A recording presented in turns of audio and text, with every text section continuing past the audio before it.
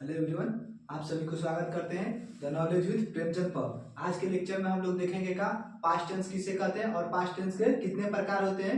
ठीक है, इसके बीते हुए लेक्चर में हम लोगों ने देख लिया का कि प्रेजेंट टेंस किसे कहते हैं। प्रेजेंट टेंस के जो भी प्रकार है, जो भी प्रेजेंट टेंस के चार प्रकार है, present indefinite tense, present perfect tense, present perfect continuous tense और जो भी प्रेजेंट टेंस के जितने चारों जो प्रकार है वो हम लोग का पूरा पूर्ण रूप से समाप्त कर चुके हैं। ठीक है, देखिए आज के लेक्चर में हम लोग क्या कर देखेंगे, पास्ट टेंस के प्रकार, पास्ट टेंस किसे कहते हैं, पास्ट टेंस के प्रकार और उसमें जो भी फर्स्ट टेंस है जैसे कि पास्ट इंडेफिनिट टेंस वह देखेंगे कि किसे कहते हैं। पास्ट इंडेफिनिट टेंस के जो भी क्या पहचान होता है और इस पे जो भी रूल होता है, इस पे बनने वाले जो भी सेंटेंसेस है उसको देखेंगे एक एक करके। चलिए शुरुआत करते हैं। सबसे पहले कि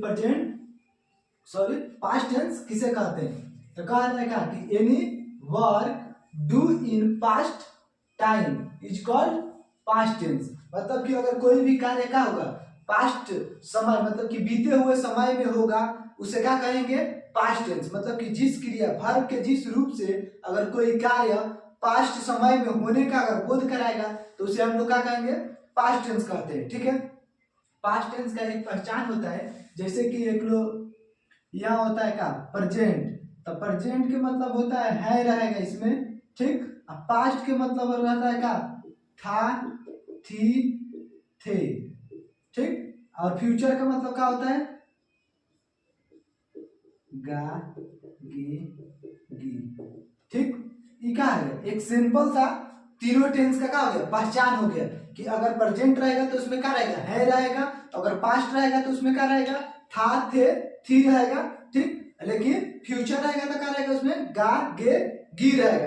ठीक, तो यहाँ पर हम लोग का पास्ट टेंस का डिफिनेशन क्लियर हो गया। अब देखेंगे क्या कि पास्ट टेंस के कितने प्रकार होते हैं, अर्थात how many kinds of past tense. तो there are 4 kinds of past tense. ठीक, पास्ट टेंस में भी क्या है कि जैसे कि प्रेजेंट में था क्या कि प्रेजेंट इंडेफिनिट, तो ऐसे ही खाली क्या करना है, प्रेजेंट की जगह पर हम लोग को पास्ट लगाते चलना है, यहाँ पर सिर्फ चेंज करना है बस, और कहीं का इंटरफेयर नहीं है, सिर्फ यहाँ का है। तो यहाँ पर जो पहले हम लोग का था प्रेजेंट था, तो यहाँ पर हो गया क्या, पास्ट, पास्ट इंडेफिनिट टेंस। इसका एक और अलग से नाम है क्या, सिंपल।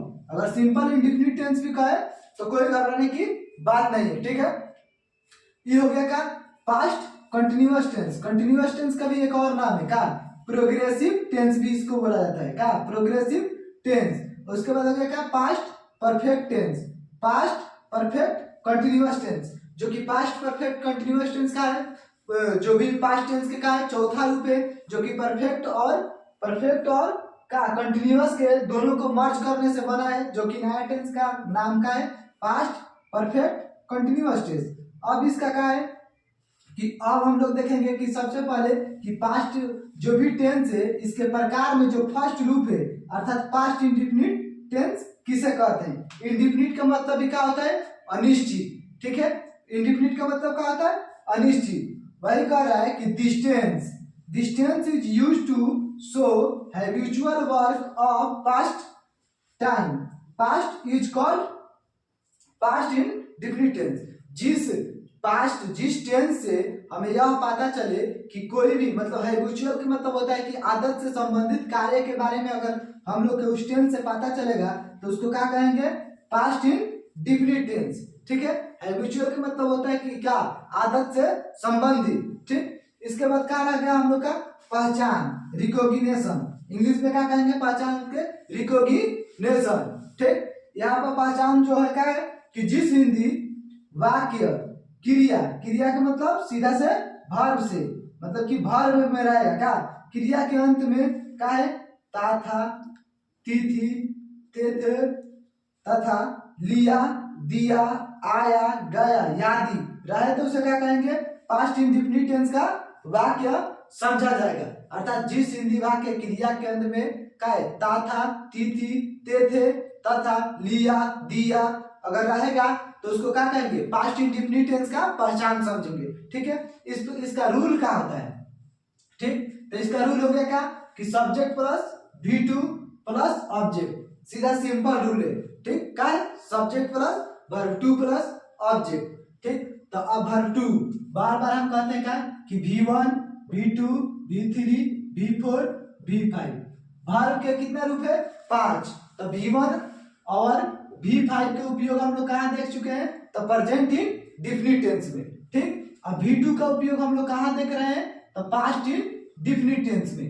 अब V3 का उपयोग हम लोग कहाँ देखे हैं, तो प्रेजेंट इन प्रेजेंट परफेक्ट में वर्ब 3 का उपयोग देखे थे, ठीक, हैव हैज के साथ वर्ब 3 का उपयोग। लेकिन कंटिन्यूअस का उपयोग कहाँ देखे थे, जो कि वर्ब 4 में का वर्ब 4 का उपयोग हम लोग कहाँ देखे थे, तो प्रेजेंट कंटिन्यूअस टेंस में। तो यहाँ पर हम लोग मोटा मोटी तौर पर हम लोग पांचों वर्ब का उपयोग, वर्ब के पांचों फॉर्म का उपयोग देख लिए, ठीक। लेकिन देखिए वर्ब 3 तो थोड़ा बहुत आसान है कि ईडी या ईएन लगा के बनाया जा सकता है, लेकिन ये जो V2 है ना, V2 सबसे डिफरेंस है। V2 याद करना बहुत ही मुश्किल है। वर्ब 3 तो इतना है कि चलो सेंस है कि उसमें ईडी या ईएन लगा के बना देंगे। जैसे ईट है तो ईट के क्या करेंगे, ईटेन लगा देंगे, ईएन लगा देंगे। लेकिन यही वर्ब 2 में ईट का अगर वर्ब 2 बनाना है तो सीधे हो जाएगा क्या, एट, ATE, एट, ठीक। यही पर क्या है कि कॉम का अगर करना है तो यहाँ पर कॉम का क्या है, कॉम, केम, कॉम, कॉम, उसके बाद हो जाएगा कॉम इन, कॉम्स, ठीक। V1, V2, V3, V5। देखिए आप लोग क्या करना है कि इसको V2 का कम से कम 20 से 30 V2 जो कि डेली अगर ट्रांसलेशन में यूज होता है वो V2 को क्या करेंगे, याद कर लेंगे, ठीक। तभी हम लोगों को क्या होगा कि ट्रांसलेशन बनाने में आसानी होगी, ठीक। इसके बाद क्या है कि सब्जेक्ट प्लस डीड, जो कि क्या है डीड प्लस नॉट को मर्ज करेंगे तो डीड नॉट बन जाएगा। क्या बन जाएगा, डीड नॉट बन जाएगा। इसका सिंपलेस्ट रूप हो गया है क्या, सब्जेक्ट प्लस डीड और not plus V1 plus object, ठीक। इसके बाद इंट्रोगेटिव रूल, इंट्रोगेटिव रूल वही होता है जो कि जिससे क्या क्वेश्चन पूछा जाए, जिसमें हमेशा क्या से क्वेश्चन किया जाएगा, ठीक। तो वही हुआ का interrogative, did plus subject plus V1 plus object और लास्ट में क्वेश्चन मार्क ध्यान में रखना है। ये क्या हो गया इंट्रोगेटिव रूल। इसके बाद है क्या WH, तो WH deed subject V1 verb का कौन सा रूप, फर्स्ट फॉर्म और ऑब्जेक्ट और लास्ट में क्वेश्चन मार्क, ठीक। तो ये हो गया क्या आपका rule, affirmative, negative, interrogative, WH, ठीक। ये हम लोग का क्या हो गया, 4 ठो रूल हो गया, ठीक। और एक ठो होता है क्या इसमें जो कि होता है क्या इंट्रोगेटिव, निगेटिव, WH में काफी निगेटिव होता है, बस क्या करेंगे खाली इसमें भी नॉट लगा देंगे। लेकिन मोटा तौर पर हम लोग को 4 ठो का है रूल को याद रखना है। अब देखेंगे क्या कि इसका एग्जाम्पल, मतलब कि इस पे बनने वाले जो भी क्या है सेंटेंस है, ठीक। तो हम लोग यहाँ पर डायरेक्ट क्या किए इंग्लिश में बना दिए इस पे जो भी सेंटेंस है। तो कह रहा है क्या कि आई स्पोक इंग्लिश, मतलब कि क्या है कि मैं इंग्लिश बोलता था, ठीक। मैं क्या करता था, इंग्लिश बोलता था। तो सब्जेक्ट क्या हो गया आई, बोलना का स्पीक, स्पोक का इंग्लिश, मैं इंग्लिश बोलता था। अब कह रहा है क्या I did not speak Hindi, मैं हिंदी नहीं बोलता था, मैं हिंदी नहीं बोलता था। इसके बाद कह रहा है क्या डिड यू स्पीक इंग्लिश, क्या तुम इंग्लिश बोलते थे, क्या तुम इंग्लिश बोलते थे। अब कह रहा है क्या how did you speak English, तुम इंग्लिश कैसे बोलते थे, तुम इंग्लिश कैसे बोलते थे, ठीक। ये क्या हो गया, ये चारों रूल पर बनने वाले जो भी एग्जाम्पल है, लेकिन क्या है इंग्लिश में है। देखिए यहाँ पर हम लोग का इंग्लिश से क्लियर नहीं होगा जब तक कि इस रूल पे हिंदी में हम लोग अगर अलग से इसका क्या कि ट्रांसलेट नहीं करेंगे तब तक क्या होगा क्लियर नहीं होगा हम लोग का, ठीक। अब कह रहेगा कि राम स्कूल गया, तो इसमें सब्जेक्ट कौन है राम, तो राम के लिए राम। उसके बाद कह रहा है कि गया मतलब जाना है क्या होता है गो, वेंट, वर्ब 2 का होगा, वर्ब 2 का होगा, वर्ब 2 होगा का वेंट हो जाएगा, Ram went to school, Ram school गया, ठीक।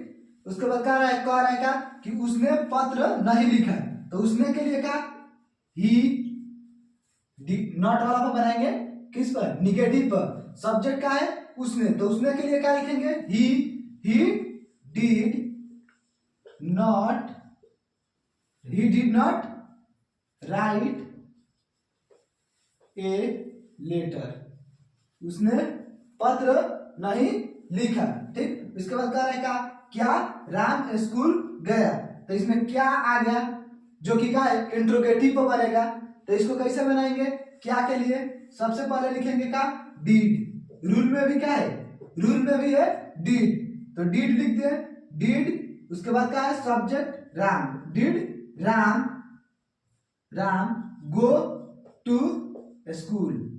और एक बात का ध्यान रखेंगे क्या question mark, did Ram go to school, क्या राम स्कूल गया।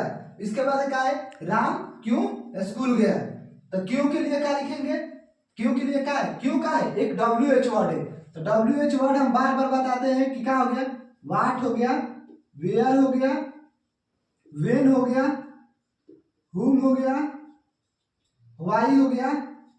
वाई के मतलब क्यों, वेन के मतलब कब, वाट मतलब क्या, वेयर मतलब कहाँ, हुम मतलब किसका। तो ये सब क्या हो गया, ये सब WH वर्ड होता है, ये सब क्या होता है WH वर्ड होता है, जो कि WH से ही ज्यादातर शुरुआती है। ठीक है, तो वही कह रहा है कि राम क्यों स्कूल गया, तो क्यों के क्या होगा वाई होगा, वाई डीड, क्योंकि क्या है WH के बाद तुरंत डीड है, तो वाई डीड। उसके बाद सब्जेक्ट जो कि क्या है राम है, उसके बाद क्या है वर्ब वन है, तो why did Ram go to school.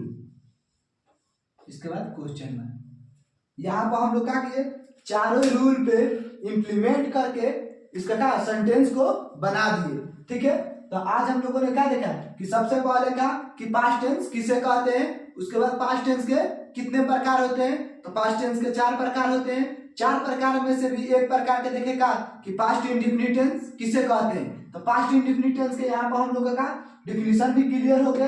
ठीक, उसके बाद हम लोगों ने क्या देखा कि पहचान देखा कि पास्ट इंडेफिनिट टेंस का पहचान क्या है,